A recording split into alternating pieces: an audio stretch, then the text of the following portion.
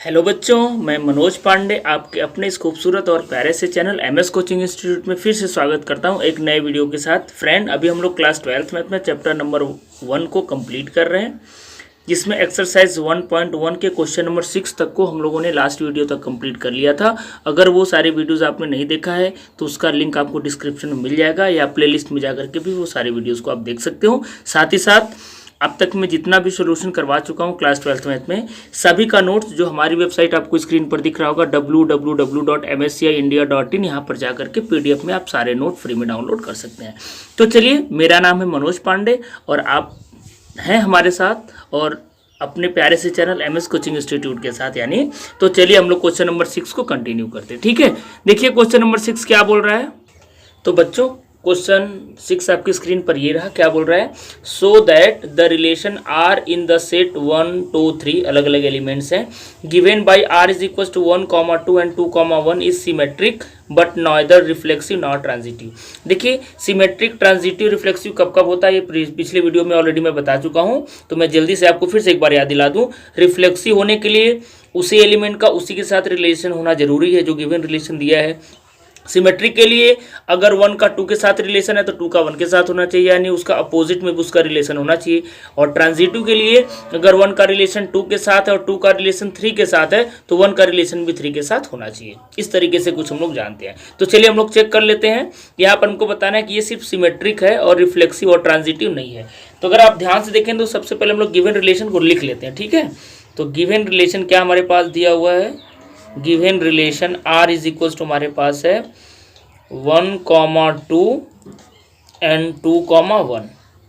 देखिए, अभी मैं आपको क्या बोला कि रिफ्लेक्सिव होने के लिए उसी एलिमेंट का उसी के साथ रिलेशन होना जरूरी है। जैसे फॉर एग्जांपल, जैसे 1 है तो 1 का 1 के साथ रिलेशन होना जरूरी है, 2 का 2 के साथ होना जरूरी है, 3 है तो 3 का 3 के साथ रिलेशन होना जरूरी है। लेकिन ऐसा कुछ भी गिवन रिलेशन में नहीं दिया हुआ है। तो आप सीधा सीधा बोल सकते हो, क्या बोल सकते हो, वो सिंपल सा क्वेश्चन है, since 1, 1 is not element of R, so आप बोल सकते हो आर इज नॉट क्या है, आपका रिफ्लेक्सिव।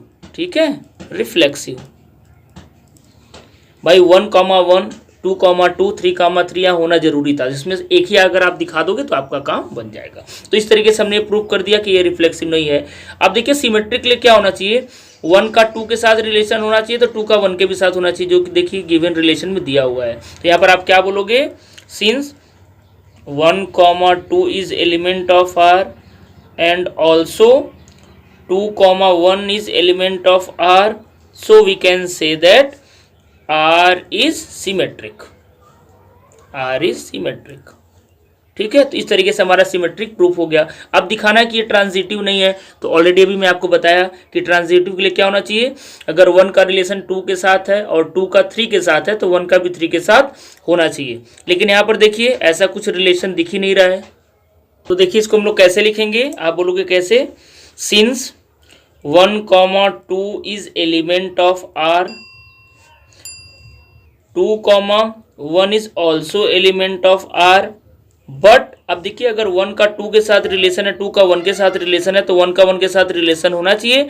बट आप बोलोगे 1, 1 is not element of R. ठीक है, so we can say that R is not transitive. ठीक है, ट्रांजिटिव। तो देखिए इस तरीके से ये बहुत सिंपल सा क्वेश्चन था, इस क्वेश्चन को हम लोगों ने सॉल्व कर लिया। ठीक है, तो चलिए हम लोग नेक्स्ट क्वेश्चन की तरफ मूव करते हैं, जो क्वेश्चन नंबर 7 है।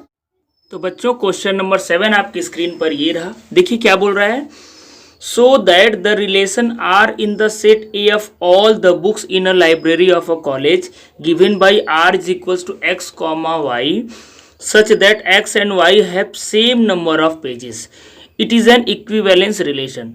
तो देखिए सबसे पहले तो हमको ये समझना पड़ेगा कि इक्विवेलेंस रिलेशन क्या होता है। तो डेफिनेशन ऑलरेडी मैं लिखा हूँ, तो बहुत आसान सा है। देखिए क्या बोल रहा है, इक्विवेलेंस रिलेशन कब बोलेंगे, a relation R and set A is called an equivalent relation if it is reflexive, symmetric and transitive। मतलब अभी तक हम लोग जो कर रहे थे सारे काम को वही करना है। मतलब अगर कोई भी रिलेशन रिफ्लेक्सिव हो जाए, सिमेट्रिक हो जाए, साथ साथ ट्रांजिटिव भी हो जाए। अगर ये तीनों चीज़ें हो जाए तो हम लोग बोलेंगे कि वो रिलेशन कैसा है, इक्विवेलेंस। यानी हमको यहाँ पर दिखाना पड़ेगा कि जो गिवन रिलेशन है वो रिफ्लेक्सिव भी है, ट्रांजिटिव भी है और सिमेट्रिक भी है। अब देखिए क्वेश्चन का मीनिंग समझते हैं। क्वेश्चन में क्या बोल रहा है कि किसी लाइब्रेरी में कुछ बुक्स हैं, ठीक है, बुक्स हैं, उनका रिलेशन क्या बोल रहा है, R is equal to X comma Y such that X and Y have the same number of pages. यानी दो बुक्स हैं, दोनों में नंबर ऑफ पेजेस क्या है, सेम है। यानी जितनी भी बुक्स हैं, इसका मतलब यहाँ पर दो एग्जाम्पल लेके दिखाया, जितनी भी बुक्स हैं सभी में नंबर ऑफ पेजेस क्या है, सेम है। तो आपको बताना है कि वो इक्विवेलेंस रिलेशन है। तो अगर आप ध्यान से मेरी बात समझे तो इक्विवेलेंस होगा ना भाई, क्योंकि देखिए रिफ्लेक्सिव के लिए क्या होना चाहिए, खुद का खुद के साथ रिलेशन होना चाहिए। तो भाई एक पेज मतलब सॉरी एक बुक में जितने पेजेस हैं उस बुक का उसी बुक के साथ कंपेयर करोगे तो उतना ही पेज होगा। जैसे मैं बोलूँ जिस कॉपी पे मैं लिख रहा हूँ उसमें 100 पेजेस है और इसी कॉपी का इसी के साथ रिलेशन तो 100 का 100 के साथ तो 100 पेजेस ही होगा ना। वैसे ही अगर हमारे पास मैं दो बुक लूँ और दोनों बुक में नंबर ऑफ पेजेस सेम है, तो अगर पहला का रिलेशन दूसरे के साथ है यानी 100 दोनों में है, तो दूसरे का पहले के साथ भी 100 ही होगा। मतलब ये सिमेट्रिक भी है। और इक्विवेलेंस के होने के लिए क्या होना चाहिए, पहला का दूसरे के साथ, दूसरे का तीसरे के साथ है तो पहले का तीसरे के साथ होना चाहिए। तो सेम बात है, अगर हम लोग 3 अलग अलग नंबर ऑफ बुक्स ले लें, पहले में 100 है दूसरे में 100 है, तो चलो पहले का दूसरे के साथ इक्विवेलेंस रिलेशन हो गया, सॉरी आपका रिलेशन बन गया सिमेट्री के लिए। और दूसरे का तीसरे के लिए साथ देखोगे तो उसमें भी 100 है, तो पहले का तीसरे के साथ देखोगे तो उसमें भी तो 100 होगा। ये जस्ट मैं एक एग्जाम्पल लेके समझाया, बाकी इसका आपको इसको राइट कैसे करना है चलिए वो मैं करता हूँ। तो चलिए इसका सोल्यूशन हम लोग स्टार्ट करते हैं। तो देखिए सबसे पहले क्या आप बोलोगे, गिवन रिलेशन को आप नोट कर लो, ठीक है, लिख लो पहले क्या कह दिया, A is the set of number of books having same number of pages,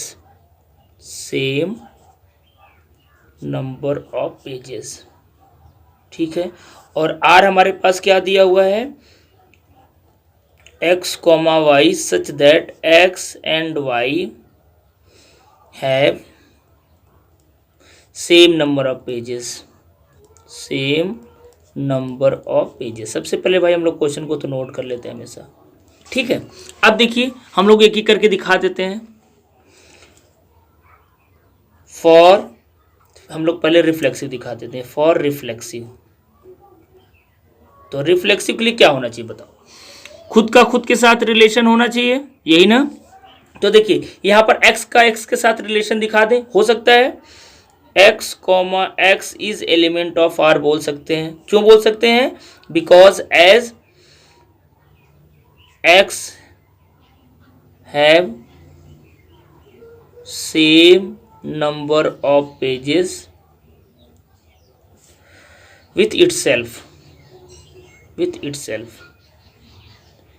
भाई खुद का खुद के साथ यानी एक में जितना पेजेस है उसी के साथ करोगे तो उसमें भी तो उतना ही पेजेस होगा, तो आप बोल सकते हो। यानी ये क्या हो गया, रिफ्लेक्सिव हो गया। अब सिमेट्रिक के लिए दिखा देते हैं। तो फॉर सिमेट्रिक क्या बोलेंगे, x comma Y is element of R and also y comma X is element of R as x and y have same number of pages, ठीक ना भाई। क्योंकि भाई x का y के साथ रिलेशन है तो y का x के साथ ही, क्योंकि दोनों के साथ तो नंबर ऑफ पेजेस दोनों में बराबर ही हैं। तो इस तरीके से आप क्या बोल सकते हो, ये सिमेट्रिक भी है। तो यहाँ पर सॉरी मैं लिखना भूल गया, इसको आप बोल दो सो R इज रिफ्लेक्सिव। वैसे लिख सकते, यहाँ पर बोल सकते हैं सो क्या बोल सकते हैं, R इज सिमेट्रिक।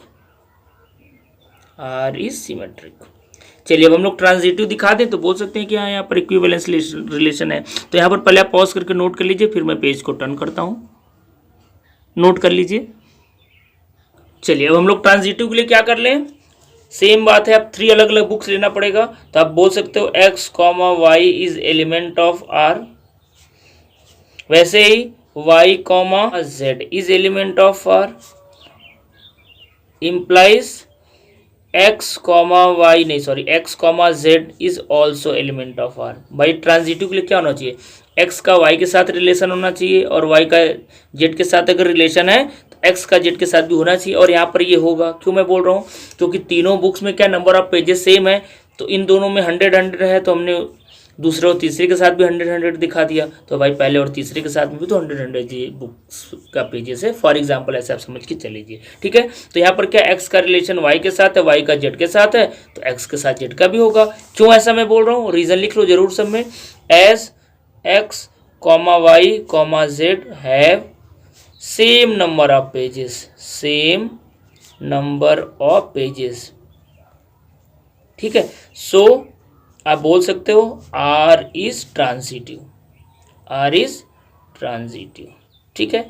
तो देखिए अब आर क्या है आपका भाई, रिफ्लेक्सिव भी है, सिमेट्री भी है, ट्रांजिटिव भी है, तो ये आप बोल सकते हो क्या, ये इक्विवेलेंस रिलेशन है यहाँ पर। तो इस बात को हम लोग लिख लेते हैं, since R is reflexive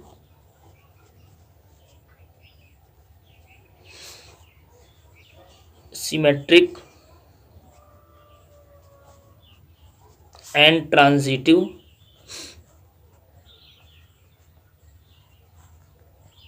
so R is an equivalence relation, ठीक है बच्चों। तो इस तरीके से हमारा ये क्वेश्चन सॉल्व हो गया। आई होप आपको वीडियो पसंद आया होगा, सोल्यूशन भी पसंद आया होगा, कमेंट करके हमें जरूर बताइए। अब हम लोग नेक्स्ट वीडियो में एक नए टॉपिक के साथ, मतलब नेक्स्ट क्वेश्चन के साथ मिलेंगे। तब तक के लिए थैंक यू सो मच।